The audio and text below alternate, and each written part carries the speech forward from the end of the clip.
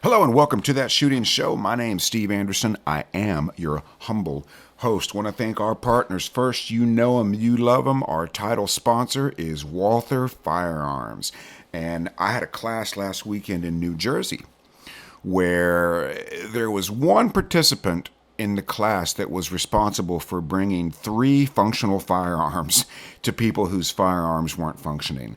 And the coolest one was we had a guy there with an Alien. Now, I don't know the name of the manufacturer, but the Alien is this real super fancy gun with an internal slide, lowest height over bore axis recoil minimizer you could possibly have, right? And the thing wasn't running very well. Slide was difficult to rack. The guy was having all kinds of problems. So Officer Friendly, who was there, said, hey, I got a gun you can use. And I said, boy, it'd be even better if you had a Walther.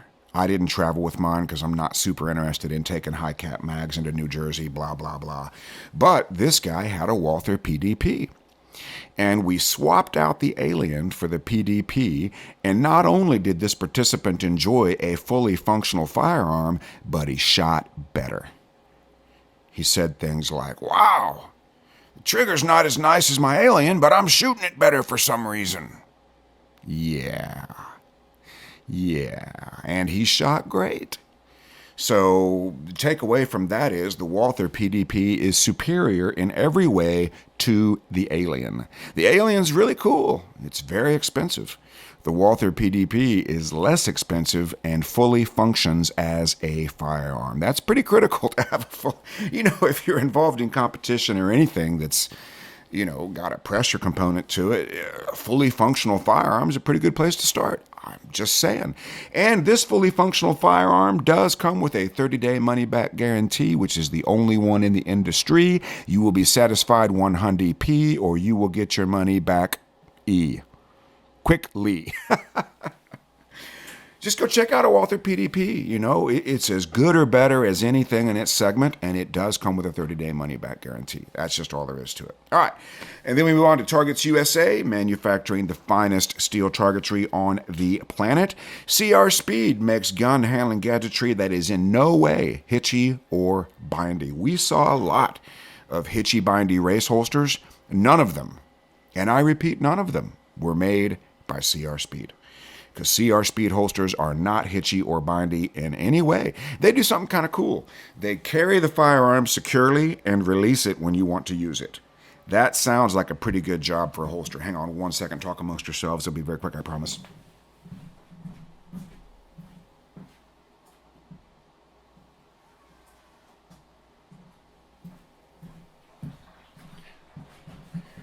Sorry about that. We have a little desktop ice maker that just churns out ice all day long for the pups. The dogs like to eat ice cubes, and this sucker just churns out ice cubes all day long. But it's kind of noisy, so I had to go shut it off. Apologize for the interruption. All right, that brings us to Hunter's HD Gold, which, as you know, is the only eyewear that I wear. The thing about Hunter's HD Gold is you put them on in the morning, you take them off at night, and your vision never changes. If it's sunny, your vision doesn't change. If it's cloudy, your vision doesn't change. If it starts to rain, your vision doesn't change. And you may think, okay, $300 is a lot for a pair of glasses, and it is. But what would you pay for having your vision be exactly the same all day and all of the night? Hunter's HD Gold. And of course, the AMG-lab.com Commanderson timer continues to turn heads and blow minds by putting the time right into the tablet. It does a lot of other cool tricks. That is its coolest trick.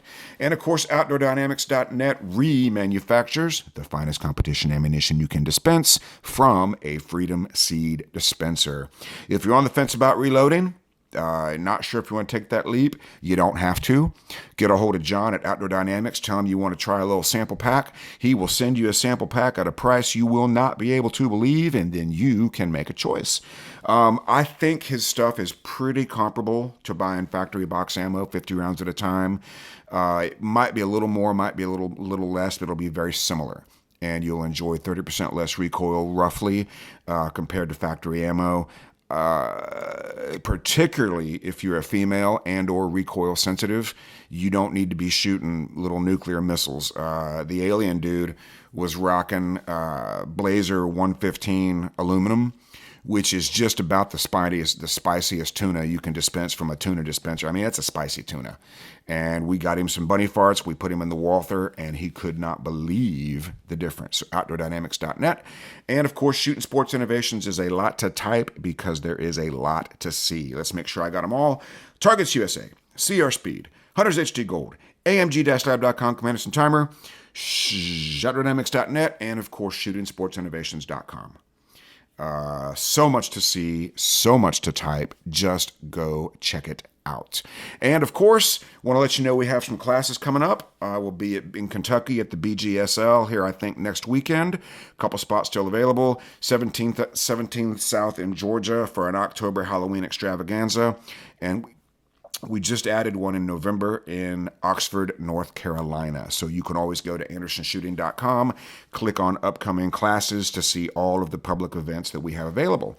And if you want to get something on the books for next year, 2024, now is the time to schedule those things. I am slowly getting caught up on email. I have a lot going on. I will get to your emails, I promise. But shoot me an email that says, hey, I want to do a class. Hey, I want to get a class for free. And we'll show you how you can do that. And of course, we have some mental management opportunities coming up. September 18 through 20 at 6 p.m. online via the Zoom. October 9, 10, and 11, we have one running at 10 a.m. Eastern and one running at 5 p.m. Eastern. And, of course, you can always go to andersonshooting.com and click on upcoming classes to see what is going on. If you want to do something different than what's listed there, you just let me know. Email is the best way, steve@andersonshooting.com. I prefer that over all of the various other messaging platforms. It's just easier to keep track of that way. Let's see what else. Oh, and you can always come to Newark, Ohio, to our private range for a one-day instructional extravaganza. The one-day format's really cool because we cover virtually everything in all of the classes that you are technically ready for, suited to your skill level, where you're at, where you want to go. We run you through everything you need to do now and in the future to reach your goals. And of course, all the training we do is provided through the lens of the mental game, because if you don't take care of the mental game while you're training, you won't have a mental game caring for you when you're competing. And that is the topic of today's program: how to analyze major match results. And this is really true for any competition, but because we tend to place a little bit more importance on the majors, I get it, maybe a little bit more emotionally invested. And I want to start by reminding you of this. It isn't that we take the majors too seriously. It's that we don't take the locals seriously enough. If you are using your local matches I just go practice shooting, well, that's not what you should be practicing at a local match. At a local match, you should be practicing competing, because that is a separate skill.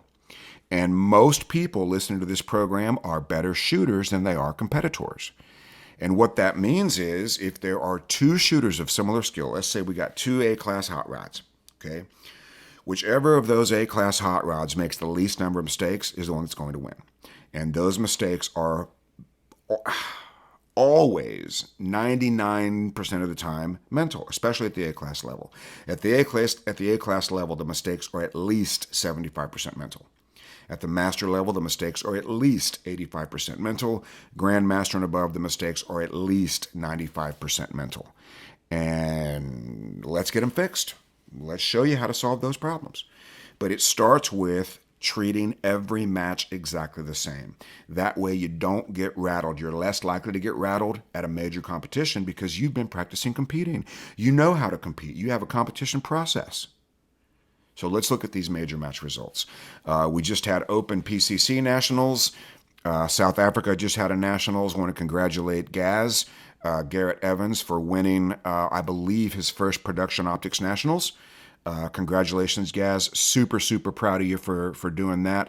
We're going to have him on the program at some point talking about that, but I just want to congratulate him specifically. All right, so let's start with your major match results, and I want you to write this down.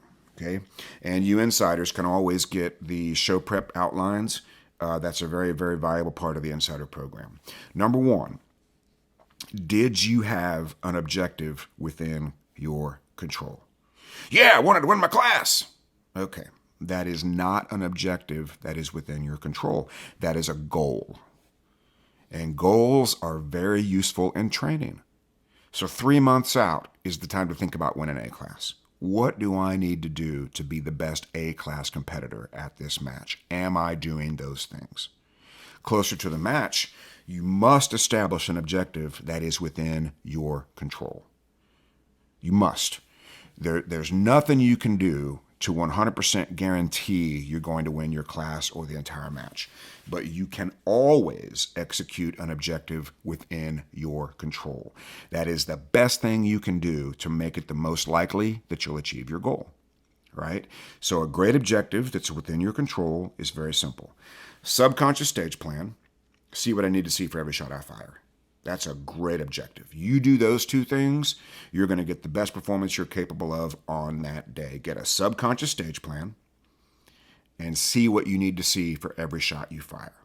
Okay? Very simple. Number two, this match you just got done shooting. Can you remember every single target of every single stage? That's a yes or no, Hot Rod. Can you go back through on day one and remember the first stage you shot? Can you remember the second stage you shot? Can you remember the third stage you shot? I think you guys at Open Nationals had 18 stages, something like that. You should be able to remember every single target of every single stage. If you can't, you did not know those stages well enough, and that's simply a fact. You just didn't know them well enough. That's all there is to it. You need to know those stages so well that you can remember them after the match. I bet if we called Jay Beal right now, I suppose we could try that. Let's just see. We don't have enough time. But I bet if we called Jay Beal, and I know if we called Gaz, Garrett Evans, South Africa, and said, Gaz, can you remember every stage of your national match? He would say, absolutely. He'd actually probably say Jabal, which I don't know if it's a B or a V. I don't know if it's German or Afrikaans, but he'd probably say Jabal, which I think means yes in the affirmative. But you must be able to remember every single target of every single stage when the match is over. If you can't, you didn't know them well enough. That's all there is to it. Now, as you understand your mental game, if you've done mental management, you've got a flow chart, you've got a lot of information to compare it to. If you haven't, as you understand your mental game, what percentage of time did you follow it correctly? Meaning, if you know what works for you and you know the environment in which you shoot your best, what percentage of the time did you follow those steps correctly? Just pick a number. You could do it subjectively. You could pull a number out of your hiney. You could be a little bit more objective, and whatever you need to do. Okay? What percentage of time did you follow your mental game process correctly? Pick a number.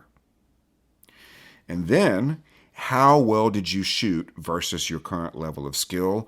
Or how satisfied are you with your performance? That'll also be a number out of 100. And I will bet you, what could I bet you? I'll bet you a Walther hat. Those numbers are very similar. Meaning if you had a 90% mental performance, I bet you're 90% happy with your technical performance. If you had a 50% mental performance, I bet you're 50% happy with your overall performance. Those two numbers are always going to be the same or very, very similar. And that tells us a great thing. If we know those two numbers are similar, what that means is the higher you get on your percentage of mental performance, the higher you're going to get with your technical performance and the more satisfied you're going to be with your performance. And there is nobody on the planet better for getting that mental number to 100. I can do that better than anybody else in the world, I promise you. And if you're suffering mental mistakes, please, please, please reach out to me and let's get those fixed. If you're listening to this program, there's a good chance that you're working too hard to let mental mistakes hold you back. And we can fix them. We can absolutely fix them. So now I'm going to ask you to do something that you don't want to do.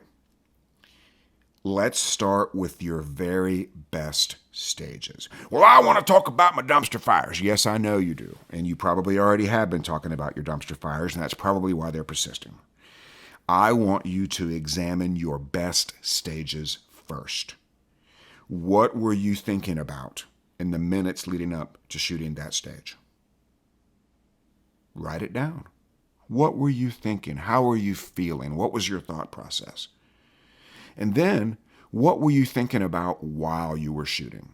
Very short period of time, 20, 25 seconds, maybe less. Thus spoke my lovely bride. A very short period of time for actual performance. And then what were you thinking about when you got done with your best stages? Right? After a great stage, there's nothing more important than knowing what you did and how you did it. You might say, oh, I burned that sucker down. Well, that's great. That's wonderful. I'm so happy for you. But if you don't know how you did it, you're not in a very good position to do it again. What do you mean?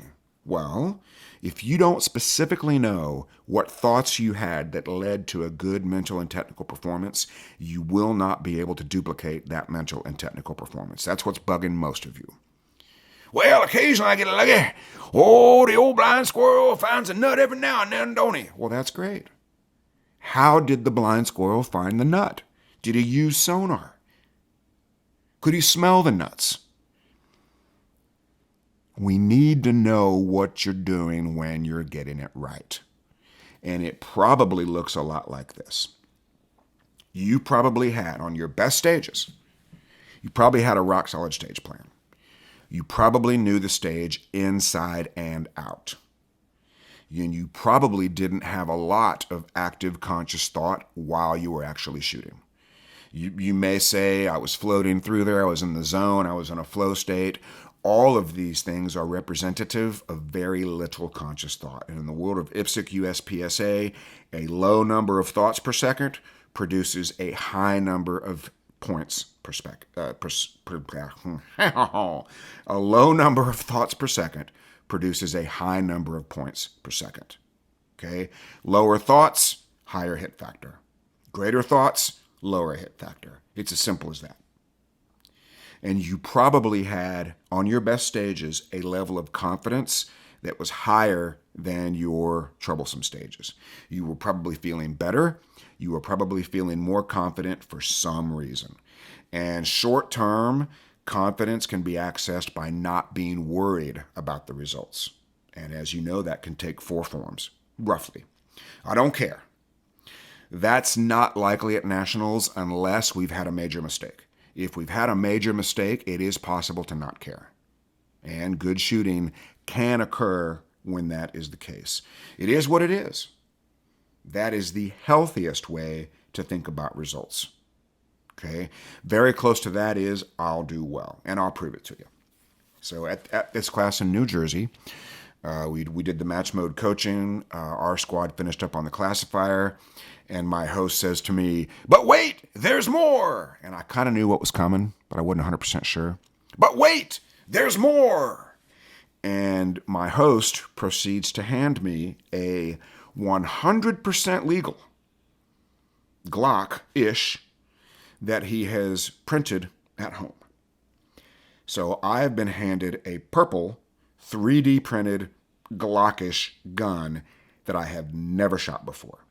And he goes, I know you want to shoot this thing. I know you do. Well, I was like, well, yeah, I kind of do. I mean, I've never shot a 3D printed gun, whatever. And remember, all of the paying members of the class are watching this.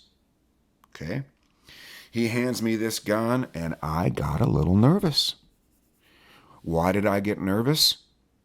I'm feeling pressure. We'll talk about pressure here in a minute. Well, let's talk about it now. I'm feeling pressure because pressure is stress caused by the perceived importance of the event. Me shooting a 3D printed Glockish type gun on a classifier stage in the grand scheme of my life is not that important. But for the next 3.5 seconds, it's the most important thing on the planet. So I'm feeling pressure.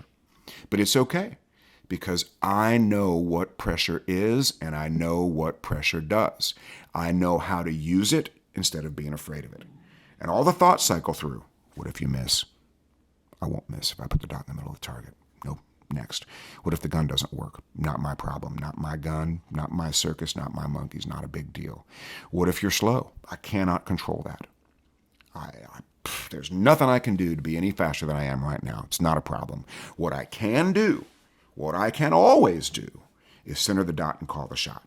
And that's the best chance I've got for getting a positive outcome or preventing the negative outcomes that I'm worried about. Okay? So I said, hey, because I've never shot it, let me just shoot one into the berm. Hey, gun works. Trigger's fine. This is going to be great. All I got to do is center the dot and call the shot. I don't know anything about the results. I don't know if it's going to be 2 seconds, 3 seconds. I got no idea. But what I do know is that if I center the dot and call the shot, it's the best performance I can get right now with a 3D printed Glockish gun that I've never shot before. That I can do. And it went great. It went great. And when I got done, the guy said, we could really tell you're waiting for that dot to settle on the first shot. And I don't remember, might be Fluffy's Revenge. It's Mini Popper, 3 IPSC targets with no shoots that aren't really an issue because they're very generous, and then have the Mini Popper at the end. Okay? Went very, very well. So, my thinking of results was right in between it is what it is, and I'll do well. Right? Whatever happens, happens, and I'm sure I'm going to do pretty well when I center the dot and call the shot. Okay? The last version of thinking about results is I'm very likely to win. That one works great, but it cannot be faked. That's a feeling you get in your bones. And those of you that are dominating your local matches, those of you that dominate locally, regionally, nationally, you know the feeling I'm talking about. It cannot be faked. You wake up knowing you are going to win that match. Cannot be faked. Just imagine at the national level or the world shoot level having that feeling. Well, the people that are doing that are having that feeling. Okay? But in the meantime, it is what it is, or I'll do well, are good ways to think about results. Now, we've examined your best stages. You know what you were doing. You know what you were thinking. I bet only 2 of you have written that down. The rest of you, I don't need to write it down. I'm not going to forget. Well, you're going to forget. So, what can you learn from your mistakes compared to when you got it right? So let's say you had 17 disappointing stages and 1 great one. This analysis should look like this. When I get a subconscious stage plan and I see what I need to see for every shot, I shoot great. Even if it only happened once. Even if you only had 1 great stage out of 18. That's what you need to know. What were you doing when you were getting it right? So you take the times you didn't do that, and instead of documenting those, you document and reinforce what you were doing when you got it right. You don't want to write, well, when I screw around and forget targets, I got a poor stage. When my gun doesn't work, I don't shoot very well. When I get angry, I shoot better. Address your mistakes by eliminating them. What I mean by that is go back to what you were doing when you were getting it right, when you were getting what you wanted. That's what you want to be thinking about, not the mistakes that you made. Well, how am I going to get better if I don't adjust my mistakes? I'm giving you the solutions. Actually, you're giving yourself the solutions to the mistakes and the errors and the problems. But if you continue to think about the mistakes, the errors, and the problems, you will get more of them, I guarantee you.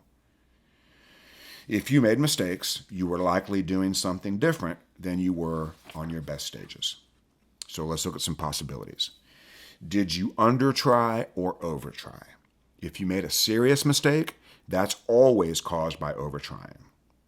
Okay? That's caused by a fear of being slow or a desire to go fast, which are kind of the same thing. If you undertried, that's fear of making a mistake. That's slowing down to get your hits. And the cruel irony here is that undertrying, slowing down to get your hits, works a little better than overtrying, rush, try, hurry. But neither are going to be your best performance because they both require the conscious mind by definition. The conscious mind is required to slow down and get your hits. The conscious mind is required to rush, try, hurry. Neither of those will produce the environment where we know you shoot your best, not think and don't care. If that's the model, then overtry and undertry are in direct violation to that. It means you do care and you are thinking. Both of these are caused by a lack of confidence. Under try means I'm afraid I'll make a mistake. Over try means I'm afraid I'll be slow. Lack of confidence can only be caused by negative thoughts. We call those imprints in mental management. Most of the damage done there is done in training, where we're working on a skill, but we say it's too slow. We're working on a skill, but we feel like it's not accurate enough. We're working on a skill and we're never happy. Well, those thoughts become a permanent part of your computer system in your mental game, and it becomes your operating system. So every time you click on poppers, your last thought is, I'm too slow. Every time you click on partials, your last thought is, I tend to hit the no-shoot. It's not what you want, but it's what you've built into your operating program with reinforcement. Man, this is a great show. Please, please, please, I implore you, I beseech thee, I am begging you to write down what you learned that you can use in the future. If you had a gear problem, some kind of a gun issue, let's solve it. There really is, it's going to sound harsh, but there really is no excuse for taking a non-functional firearm to an important event. Right? And if you had gun problems, had ammo problems, that's only your fault. Well, that's maybe not your fault the first time, but the second time you have the same problem with your gun or your ammo, that's for sure your fault because you didn't do something to address it. So write down what you learned that you can use in the future. Now, if we look at your mistakes, we've got to categorize those as mental or technical. And a really fun thing to do is to go into Practice Score Competitor, which is where it's easiest to do, and correct the mistakes that you know were mental. That's going to be most of them. Go back to your mics. Give yourself an alpha or a Charlie and add 0.05 of a second to your time. See what happens to your placement. At the intermediate to advanced level, a miss can only be caused by a temporary lapse of visual patience. Newer shooters, it's more likely to be trigger. More advanced shooters, ironically, it's likely to be sight. Sometimes an advanced shooter will aim for a difficult shot so intently and so perfectly that they honk the trigger really hard to avoid losing their perfect sight picture. That would be technically more trigger than sight, but it can only be trigger or sight. And again, if you're newer, it's more likely to be trigger. If you are more advanced, it's likely to be sight, which is ironic. Okay, we'll have to ask Lancet to know for sure, but I'm pretty sure that's ironic. Don't you think? Okay, if they were technical, that means you did not have sufficient skill for the stage requirement. Fast movers, we'll talk about those in a second. Extremely difficult or long shots, you may not have the technical skill to make those shots. So that's a technical thing that we need to get better at. And tricky movers, more difficult than normal. Sometimes one-handed shooting. There wasn't a lot of one-handed shooting in the Open PCC Nationals. I think only one stage. But those technical errors will be few and far between. Mental errors means you weren't able to access the skill for the task. And that's going to be the vast majority of your errors. You've got the skill to make the shot, but you weren't able to access it for some reason. And the most likely error is a lapse of visual patience caused by a desire to do the next thing or a general over-trying. It's very common. We get, 3/4 of the way through the stage. We want to get to the last position, so we're going to rush the last shot of the previous position. It's the most common. Or if there's a target that we disrespected in favor of a target we were worried about, that can also be a problem. But it doesn't mean you can't make the shot. And ironically, most of the time, the better the shooter, the closer the mic. And that means a GM is far more likely to mic a 5-yard target than a 15-yard target. It's fascinating. Fascinating. Technical errors are rare, but involve something that you haven't learned to do. Tricky movers, weird props. I wasn't able to see a lot of the movers. They didn't look to me as difficult as the carry optics movers, but again, I wasn't there, so I don't know for sure. But if there were tricky movers or unusual accuracy requirements, we got to figure out If we expect to see these things again, we need to learn how to do them. Now, that may seem self-evident, but if there's something at the match that you just technically weren't able to do very well, not a problem. Turn it into a strength. Yeah, but I don't have access to swingers. Sure you do. You can buy one. You can buy one from Targets USA. Well, I don't really want to. Okay, well then you're gonna take you longer to get good at swingers. And I don't know that this match had them, but there are movers that we may not have access to. But I mean, maybe we do. They got it from somewhere. But if it's something you think you're going to see again, you need to learn how to do it from a technical perspective and a mental perspective. Right? Conquering the dragon of a shot you can't make is just as important mentally as it is technically. Right? You got to slay that dragon. All right, number 12. Were you bothered by pressure? So let's define pressure again. Pressure is stress caused by the perceived importance of the event. Remember, I felt pressure when they handed me a 3D printed Glock-ish. I shouldn't, but I did. And I didn't even bother trying to understand. It doesn't really matter why I'm feeling it. I mean, I know why I'm feeling it, but it doesn't really matter because I can't make it go away. If I could make it go away, I wouldn't be feeling it. So you'll never be able to make pressure go away. But what you need to understand about pressure is it can only amplify what you are thinking and feeling. If you're feeling pressure and you're worried about making a mistake, that thought and that feeling is going to grow. If you're feeling pressure and the stage plays to your strengths and you know you're going to crush it, pressure will amplify that. When you learn to control what you're thinking, you get pretty close to controlling what you're feeling. And again, I don't know that thoughts and feelings are the same thing, but I do know that they're related because feelings tend to cause thoughts and thoughts tend to cause feelings. If you can control what you're thinking, you're a little bit better to control what you're feeling. Okay, did the wheels fall off?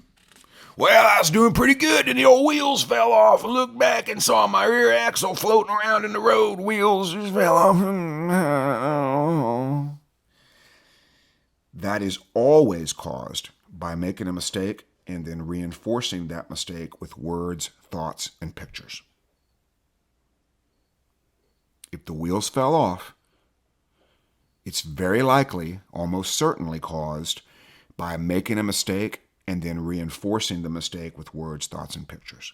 Every time you talk about it, every time you revisit it, you form a picture of that mistake, and it becomes normal. If you make a mistake, that's once. If you talk about it, it's twice. Talk about it again, that's 3 times. Pretty soon you've made that mistake 6 times. And it's more like you short term to make a mistake than it is to not make a mistake because you've reinforced the fact that it has become normal.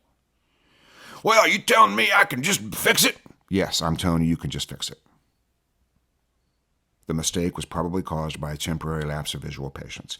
If it was caused by the technical difficulty of a single shot, that's not likely to repeat itself in the match again.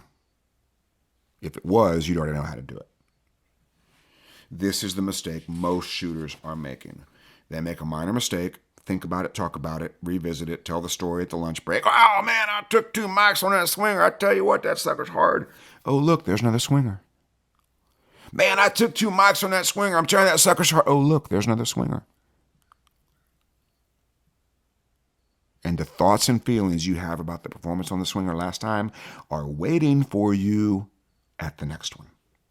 Man, I couldn't hit steel to save my life. Oh, look, there's more steel. Man, I can't seem to go 1 for 1. Oh, look, there's more steel. And steel's fascinating because is it really that hard of a shot?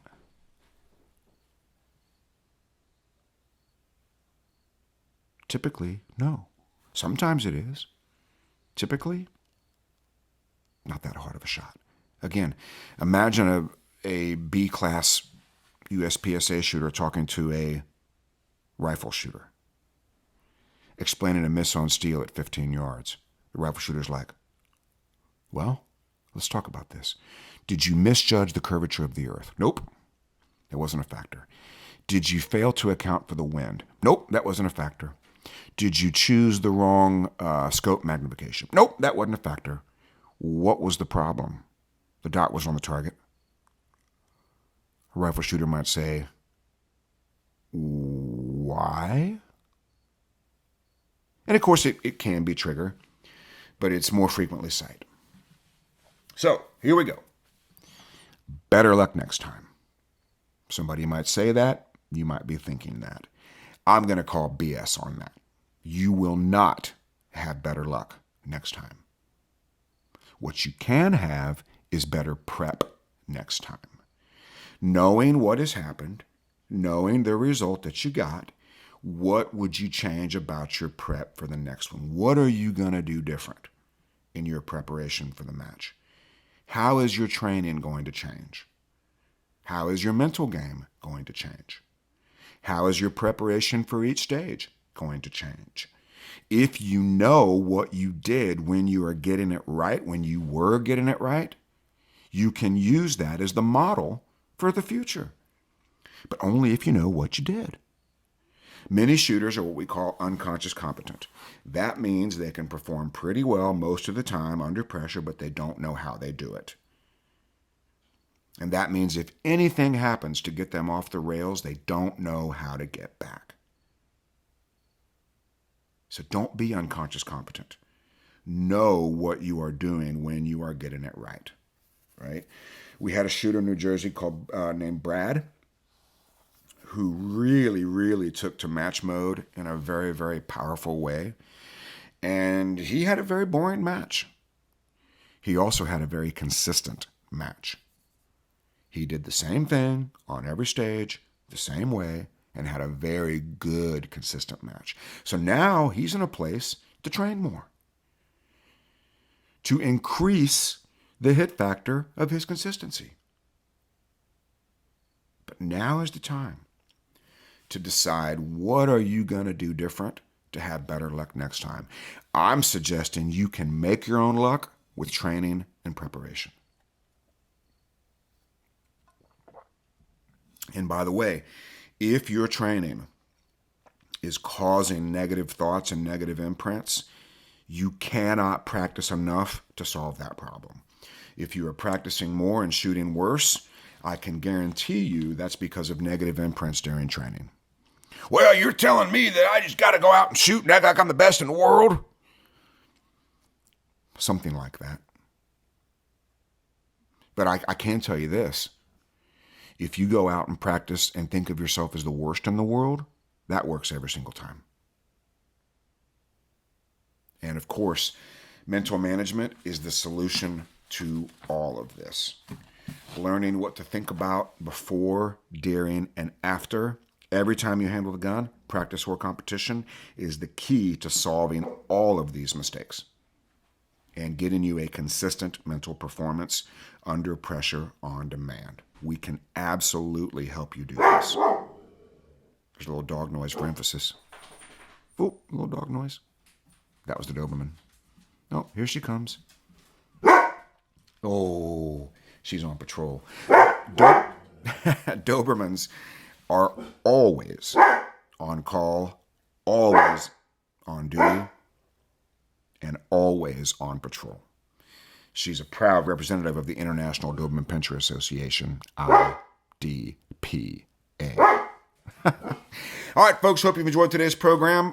Please go to andersonshooting.com, click on upcoming classes to find out what we can do for you. And if there's something we can do for you to help you reach your goals, besides a barking Doberman Pinscher, I would love to be able to help you do that. So just reach out, steve@andersonshooting.com. I promise, unless your goal is a completely quiet, unless your goal is a completely quiet house free of barking dogs, that's the only thing that I cannot help you with. Everything else we can take care of. So until we meet again, be like me, do what I do, say it with me. Hundi P, get to work.